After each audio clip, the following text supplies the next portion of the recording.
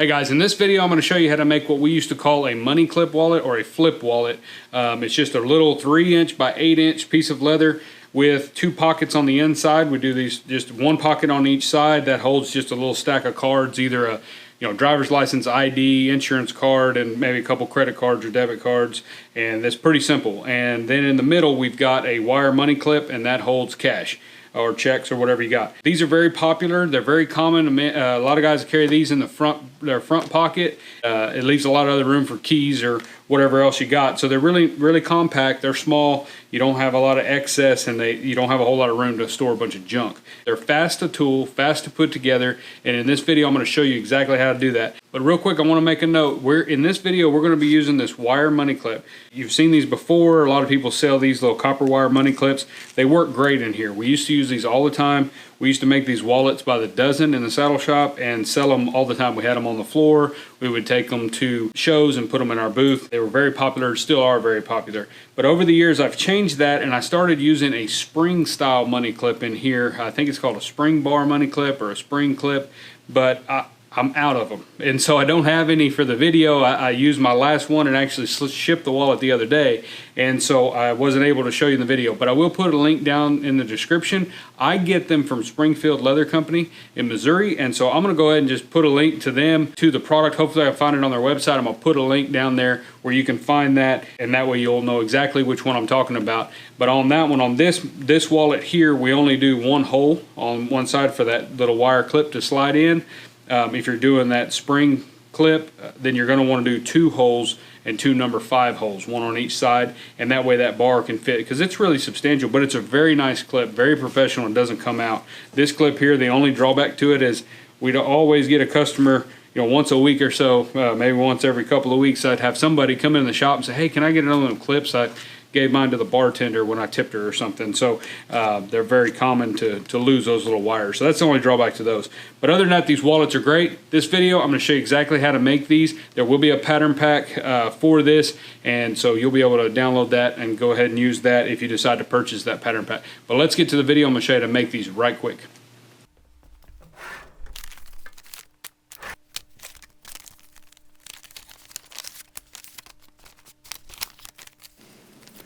Alright, so we've got our 3 pattern pieces. You're just going to have a pocket, a liner, and a body. And for the body piece, I'm going to cut it out of some 5/6 ounce odd lot leather that I've got here. This is Herman Oak leather, and it's just kind of an assortment of some scraps from different projects that I keep rolled up, and it's perfect for a job like this. And so we'll go ahead and pick out a nice clean piece to cut those bodies out of. They will be tooled. And I would recommend staying closer to the 5. You could even go as low as a 4 ounce, around a 4 ounce for the body of these. But I would not go over a 6 ounce, or else this wallet's going to be pretty stiff and kind of bulky. So we want to keep it kind of thin and light so that it doesn't take up a lot of space. Now this is a piece of 3/4 ounce that I'm going to cut the liners out of. These are the body liners, and we're going to cut them out. You can cut them out of some 2 ounce if you'd like, 2 to 3 ounce, like I'm going to cut the pockets out of in a second, but I prefer to have just a little bit heavier of a liner, so 3/4. All of these thicknesses, it really doesn't matter. You can kind of pick it out yourself. Just be cautious not to make it too thick. This is a piece of 3 ounce here, and that's just, I had a nice little piece there that makes some nice pockets, and so we're going to go ahead and cut those out of this. Now you can cut the top or the scallop part or the decorative cut on these pockets any way you like. I've just kind of found that little Western V scallop that I'm cutting on those. I think it makes it nice. It gives it a nice little touch. But you could certainly cut it straight or cut it with a U in it or something like that. You can do whatever you want there. Now, as you've seen me do before in other videos, we're going to go ahead and prep these bodies for tooling, and we're just going to use blue painter's tape. You could use packing tape. You can also glue cardboard in there if you want a little bit more body. If you're using like a 3 to 4 ounce leather for the bodies, you can certainly put a little piece of cardboard in there. I would do 2 separate squares, not 1 solid piece, but the packing tape, or this blue tape, works perfect. So I would definitely recommend using that just to make it easier. Alright, and here we're going to go ahead and get these tooled. I'm only going to show the tooling on one of the wallets. We tooled both of them floral, but I'm just going to show a little bit of the tooling here on one of them, and we'll go from there. I'm not going to get into all of the tooling stuff. If you'd like to see more about the tooling part, you can sure check out our tooling series videos. We've got a number of those different series on our YouTube channel, and you're more than welcome to check those out and get the free pattern that comes with those and follow along and tool with us.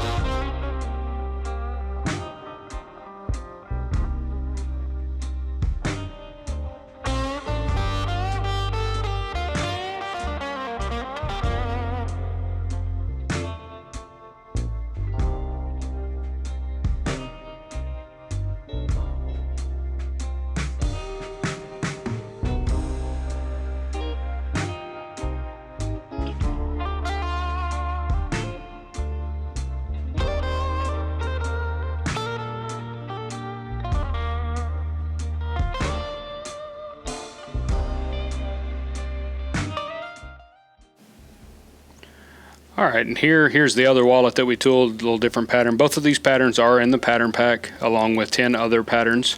So if you'd like those, you're more welcome to grab those. But this one here, on both of them, I just decided to do a two-tone brown finish on here. That's kind of our favorite finish that we do. So we'll do some two-tone brown dyeing here, and then we'll antique these. Again, if you want to know everything about our antique and our two-tone brown process, there are videos on our channel about that. You're more than welcome to check that out.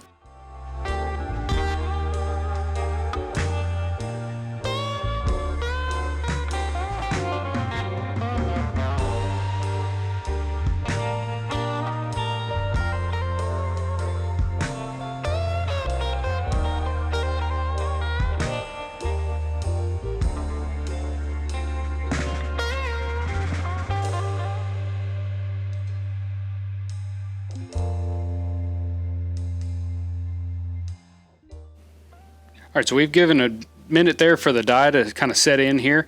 We're going to go ahead and just put some olive oil on here. You can also oil these if you're just dyeing. You can certainly put oil on at the beginning, and that'll help that dye migrate just a little bit more. But we're just going to do a light oil finish, so we'll put one coat on here.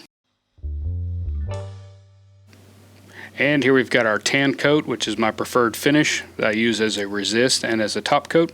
And so we'll put a good little coat of that tan coat on there and let that dry, give that some time to set in, and then we'll be ready to antique.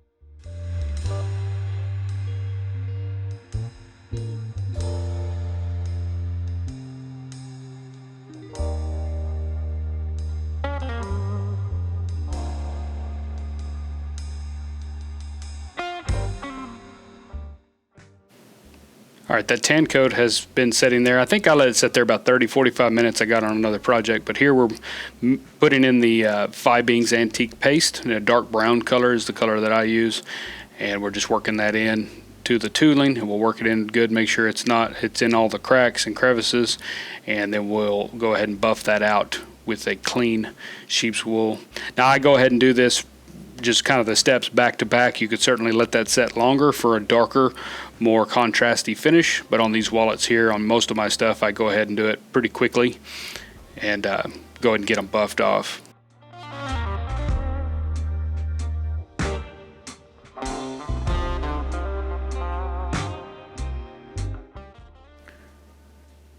And now here I'm going to go ahead and put my final coat. This is the cleanup coat of tan coat that we'll put on there, and that'll just kind of clean all that tooling and get all the antique off and only leave down in the background and those cuts. This is kind of the magic step. I get a lot of people that tell me their antique looks dirty. Don't forget to put that last coat of tan coat on at the end. And so here we've got our liners. One thing we're going to do in the pattern pack, you'll note I have these holes marked, but we're going to go ahead and mark those holes. Now remember, in this video I'm using the wire clip, not the spring clip. So for the wire clip, we only do a 1 hole and it's a number 2. The spring clip will have a number 5 and it'll have 2 of them.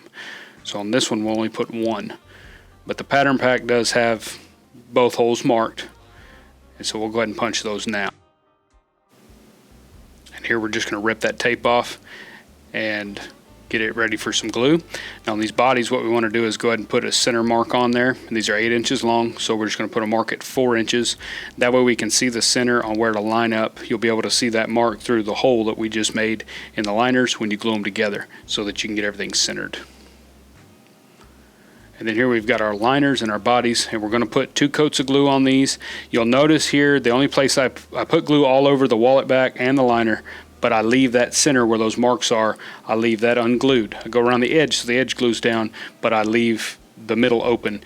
If you glue all that down, you will not be able to get that wire in there. So don't glue the center bend area of the wallet down on either the liner or the body. Just a tip. I've done it many times and I can't get the wire in there.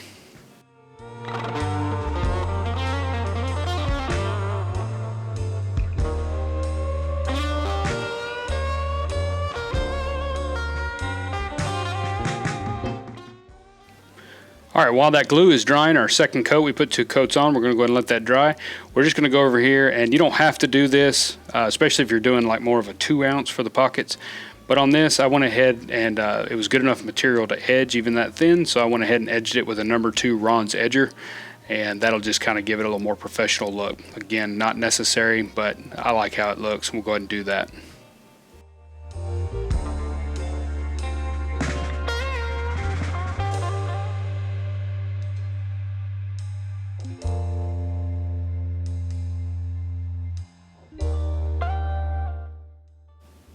Now if you want, you can slick those. I don't think it's really that necessary, but you certainly could.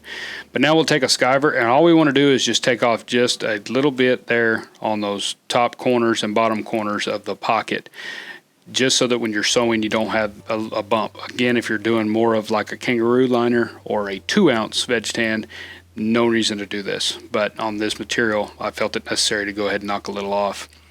Now we've got our glue set, and so we're going to line up that hole with our pencil mark that we did at 4 inches, and that way we know that that wire will be in the center fold area of that wallet, and then we'll glue those liners on well and hammer them in and go ahead and do our second wallet. We'll do it the same way. Just want to be sure that that hole is in the wallet and you're not going to stitch through that hole when you stitch around on your border, so just kind of keep that in mind when you're putting those together.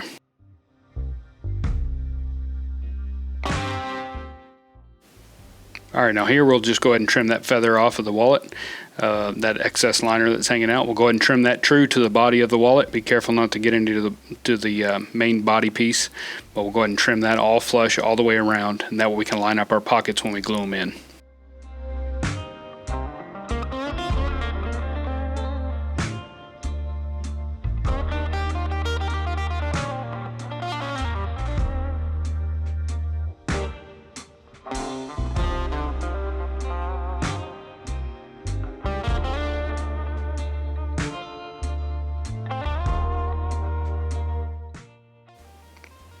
Okay, so in the pattern pack, I don't have these pockets lined up marks because I don't use line up marks when I put these pockets on. I basically just put glue on each pocket along the edge, but you'll see me, I'll put a pretty good coat of little glue on there, and then we'll flip those over and just set them in place about where they go. Be sure you don't have them too close to the edge if you're using this style of pocket, because you want to be able to stitch around that end. And I'll just press them down, leave a little space where the hole is for that wire, and then pick them up and set them over to the side. By the time I glue up all of these and put them in place, the first one will be dry and ready to stick on. And I just do one coat. It's quick and easy. You don't have to make pencil marks and then try to keep your glue in the particular spot. If you'll just set them down, press them in, it'll transfer glue to your wallet, and then you can gently pick it up, set it to the side, and then align it back up when we go to glue it, and you should be good to go.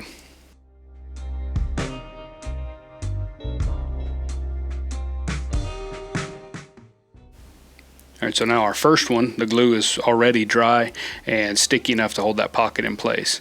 And like I said, you can develop how much space you want in there. I just kind of eyeball the amount of space I want between the two pockets in the middle there, and that'll land it just right. And it's pretty simple. You just want to leave enough space where it'll fold, and then to where you're not going to stitch the pocket shut, obviously, when you sew the ends of the wallet up. And then we'll go ahead and take a groover. This is just a cheap little Tandy groover I've been using for years, and it works well because we're going to sew these on my Singer 3115, and it's got a much smaller thread, and so we'll use a smaller groover, and we'll just groove those and get them prepped for sewing.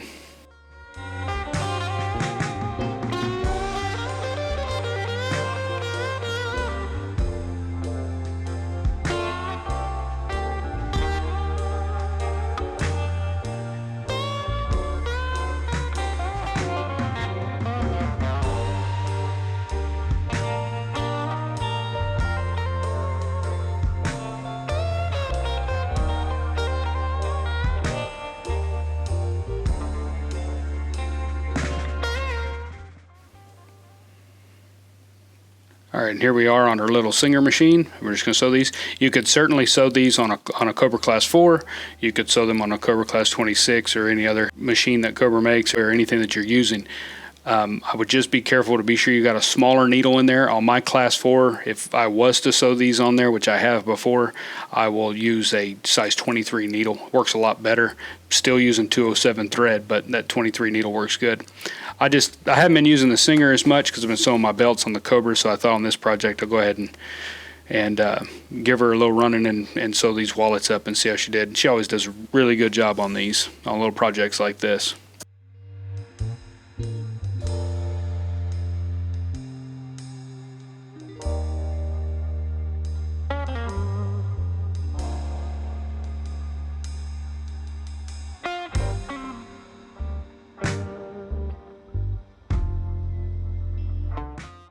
All right, and after you burn all your laces or cut them or whatever you're going to do, go ahead and just trim that extra feather off of those pockets. You can just trim that flush, and then we'll get them ready to sand and edge. Now, one of the things I like to do on these wallets is take that corner and just dock that corner just a little bit. Just take that point off just a little bit, and then when you sand it, it'll make the corners of the wallet appear round. And it's a lot easier to do it this way than to try to cut them when you cut them out, cutting that corner round. It just takes too much time. If you'll just wait to the end right here and then just dock those corners, when we go to sand it, it'll sand rounded and it'll look like you have a rounded corner like a die cut. And here we're just going to go ahead and sand and edge and slick our edges here on both of these wallets, and then let those edges dry before we put dye on them.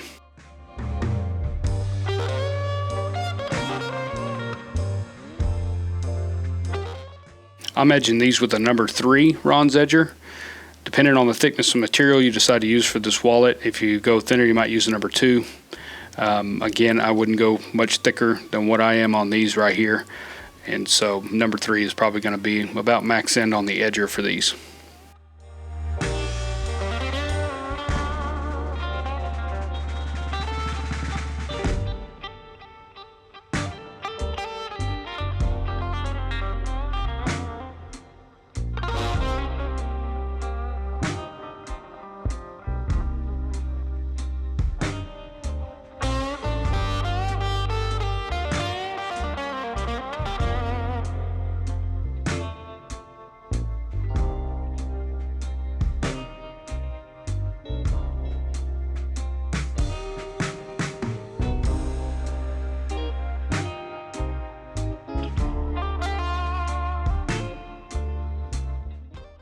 And I'm just doing my normal slicking process. We have a video on that if you haven't seen that one, but it's just glycerin soap, glycerin saddle soap and water and a little elbow grease with a canvas rag is all we're doing.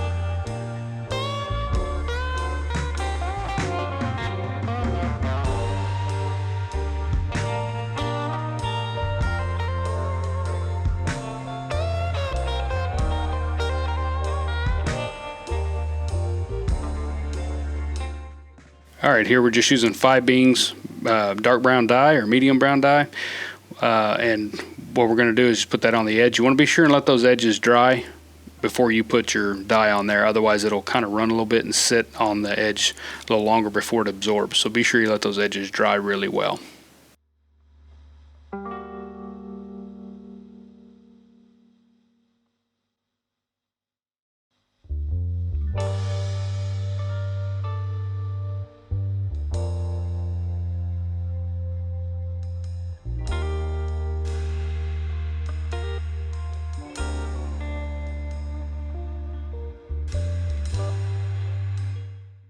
Alright, and here I'm just putting a little tan coat on the interiors of this wallet. I usually don't. I just wanted to kind of see what it looked like. You certainly don't have to do that. I don't see a reason to really seal them. These are our wire clips. Now they come to you with this little brass thing on there. I take it off and throw it away. I don't know what to do with that. So I just slide the wire out, chunk that little brass thing, and then they're ready to insert into the wallet. If you did a good job, didn't glue down your middle, it should slide in with no problem. The one thing you'll notice here is that wire clip is just a little bit too long. And I don't know why, sometimes they're not like that, but sometimes that bottom run of that clip is a little bit too long. So I'll take a pair of pliers and clip a little bit of that off. Those pliers aren't going to work. So I had to get my bigger hoof nippers and just took, I think I took 3/8 of an inch off or something, and then it went in there fine. And that's the wallet there. And you can see how that clip fits in there really nicely. And it's a pretty good clip. Like I said, the only drawback to it is it comes out easily if you pull your cash out the wrong direction. So we'll go ahead and get our clip mounted in our other wallet, and these will be finished.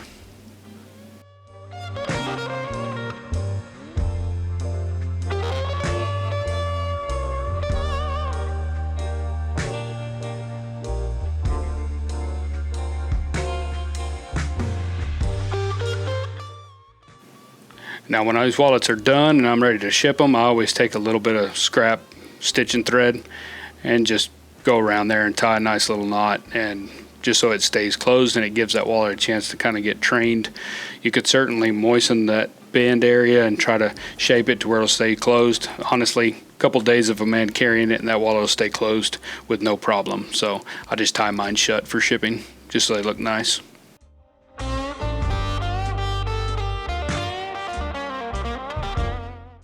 Alright, so that's a quick project video just to show you how to make one of these little money clip wallets, flip wallet. Very popular, very easy to make, great Christmas items, great stocking stuffers, great upsell parts for belts. Like if you're selling a belt, hey, you want a matching wallet to go with that. Most people will say yes. It's a pretty good little item. Pattern pack is available for this if you want it. There's a link down in the description. It's got 12 floral patterns to go along with it, and all the cut patterns, which there's not much there, but it'll have the pockets in there. I put one extra pocket in there in case you want to seal off the end and have your cards come out of the middle instead of this type of pocket here where they come out the end. You can certainly switch it around and do that as well. You can also add one to the outside. That's kind of a little tip. I've done a few of them where we do one on the outside, and that way you can put a few cards on the outside for quick access. That's fine too. These are great little items. They're easy to make. Remember, in the video I used the wire clip. I would recommend, if you want to step it up just a little bit, use that spring clip. There's a link down in the description to show you exactly which one I'm using from Springfield Leather, and they're really good. They're more expensive than these, but I think it makes a really nice wallet. And on the pattern pack, I put in there in some notes to show you that you'll do more than one hole here. You'll actually do 2 holes, one on each side, and they'll be number 5s instead of a number 2. This is a number 2 hole for this little wire to slide into, but you'll do 2 number 5s, and that's just to compensate for that spring clip. It's much more substantial than this little wire, and that's another reason I like it too. It just doesn't slide out real easy, and you're not going to lose it. But that's the wallet. Hope you enjoyed it. You got any questions, let us know. Want the pattern pack, link down in the description. Remember, it's an instant download. It is not something we're going to print and mail out to you. It's a PDF file. Once you purchase it, you can download it and print it out on your own printer. But I hope you enjoyed it. If you haven't already, be sure and subscribe and sign up for the Leathercraft newsletter at dgsaddlery.com. We'll see you all in the next video.